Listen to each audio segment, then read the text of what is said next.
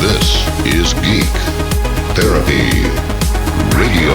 What are we waiting for? And now your mental curator, Johnny Hamburger. How's it going, my geeks? We're going to jump into this as quickly as possible. So I'll just remind you that I love you all. This is an open dialogue. If you have something to add or correct, that's for all my shows. And you can be a part of the discussion in the YouTube comment section or on any social media. Just like, follow, and subscribe to Geek Therapy Radio on Facebook, Twitter, Instagram, and YouTube.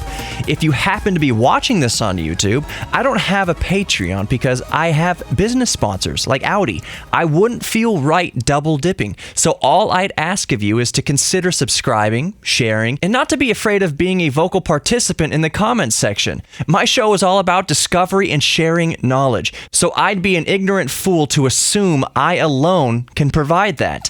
Life is a museum and I am your mental curator, not an expert in any one exhibit. So let's share knowledge, love, and fascination with each other. This is an oasis from politics and the media status quo. You can dive back into that quagmire later. For now, let's geek out. Disclaimer this week. This topic, while fascinating, is going to delve into some possibly graphic aspects of our imaginations. So, I don't know, maybe not best for a 5-year-old to think about.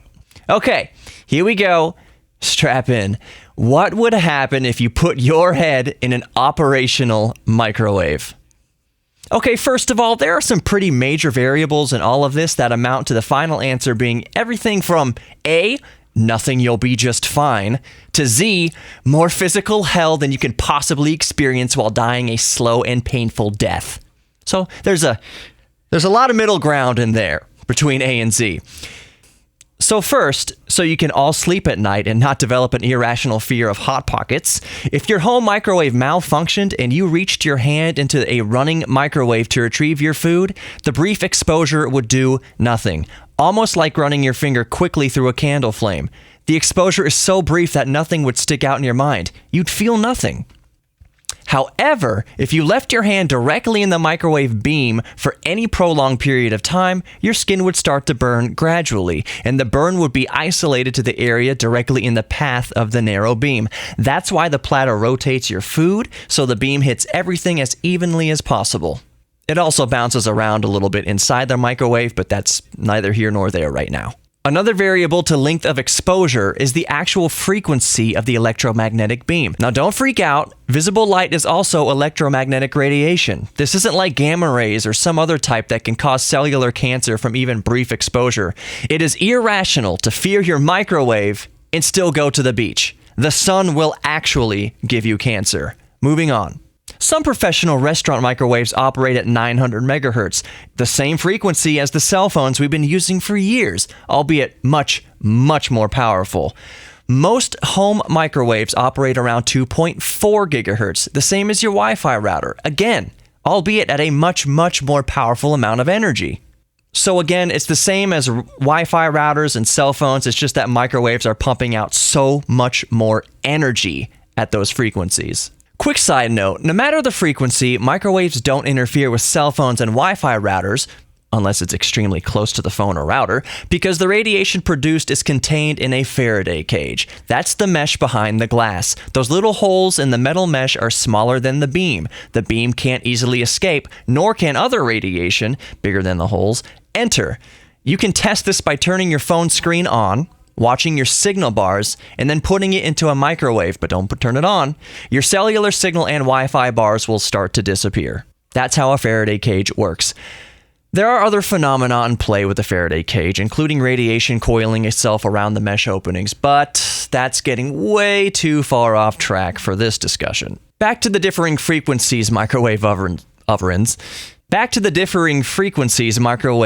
use. Without going into deep physics, the 900 megahertz beam penetrates more deeply than 2.4 gigahertz. You can also think of it like the way you could feel musical bass frequencies in your chest, but can't feel, quote-unquote, high frequencies. Almost. The principle is the same. Lower frequencies penetrate the energy more deeply. Also, and very brief, because we're about to move on to the main course, microwaves work by making dielectric molecules resonate and vibrate against each other, water being the most affected. rub your hands together firmly and quickly. That's what microwaves are doing to the water molecules in your food, or flesh, in this case. I'm going to move on to the main point of this topic, since we can go on for hours about the physics surrounding microwaves. So, take a short breather here. Wash the physics jargon out of your head for a moment. All you need to remember is that the physical human damage depends on the frequency, power, and duration of exposure. So, from this point forward, we are going to assume the worst case scenario for a domestic, run-of-the-mill home microwave. Let's imagine we've disabled every safety mechanism and jammed our head inside the innocent wedding gift from creepy Uncle Fred and turned it on. So, 2.4 gigahertz are pumping into your face right between the eyes at about 1,000 watts for an absurd amount of time. Any reasonable human would immediately jerk themselves away within seconds, but let's just assume that you didn't. First, you'd get dizzy. Your vision would blur and you'd go blind in a matter of moments as your delicate retinas are destroyed. Shortly after, your eyes themselves would explode since they are mostly water. You'd likely still be alive at this point. Your eyes are very exposed compared to the brain shielded behind layers of skin and dense bone. The skin and flesh would heat first, but gradually enough to ensure excruciating, unimaginable pain as your brain also begins to burn as the radiation gradually penetrates. All the while, every cell and nerve ending in your skin would begin to rupture, causing the most intense physical pain a human can possibly experience without immediate death. Now, about your brain. Since the brain controls your entire body, as different regions begin to stimulate from the heat, your motor functions, speech, memory centers, etc. would go absolutely haywire. The pain would become literally unimaginable as your body spasms horrifically and your brain potentially fires off hellish nightmares, the likes of which would make Satan himself wet the bed.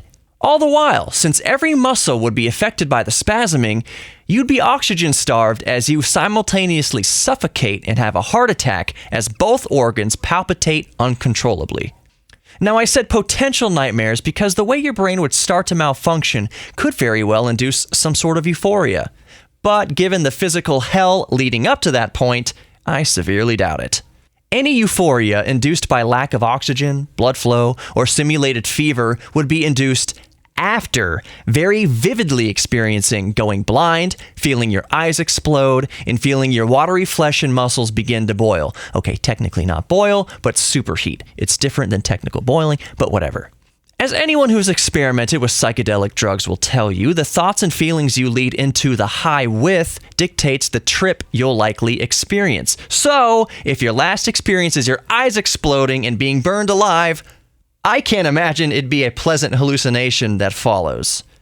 In the end, if the induced spasms don't cause your heart to stop and lungs to cease working, aka you don't suffocate and have a heart attack first, eventually the proteins in your muscles, but brain especially, would be damaged so severely that the simple processes conductive to life would cease. Your brain would cease the electrical functions required to make your biological processes work. So, TLDR, do not shove your head in a microwave for a prolonged period of time, because you will die and the suffering will be unimaginable. Of course, I'm making another disclaimer here. Don't put any part of your body in the microwave, ever. I know that sounds like I shouldn't have to say that, but people have been sued for much less. Don't put your head in a microwave. At any rate, thank you for listening. Hope this has been a fun little mental exercise, and I hope you consider subscribing to the podcast on the iHeartRadio app, Spreaker, iTunes, Pocket Casts. I love Pocket Casts. Google Podcast. I know there's a way to ask your smart device to listen to it. But if you consider subscribing to the podcast, that'd be wonderful. If you're in Houston, my show comes on midnights, 12 a.m. Sunday on KPRC 950 AM here in Houston. But again, the best way to follow the show is to subscribe to the podcast. I describe the broadcast as promotion for the podcast because it's almost 2019. Let's get real. So thanks for bearing with me. Hope you all have a great week. Be sure to catch me on the regular episode of Geek Therapy Radio coming out later this week, and I will catch you guys in the next one. Be good to each other, especially yourselves. Peace out.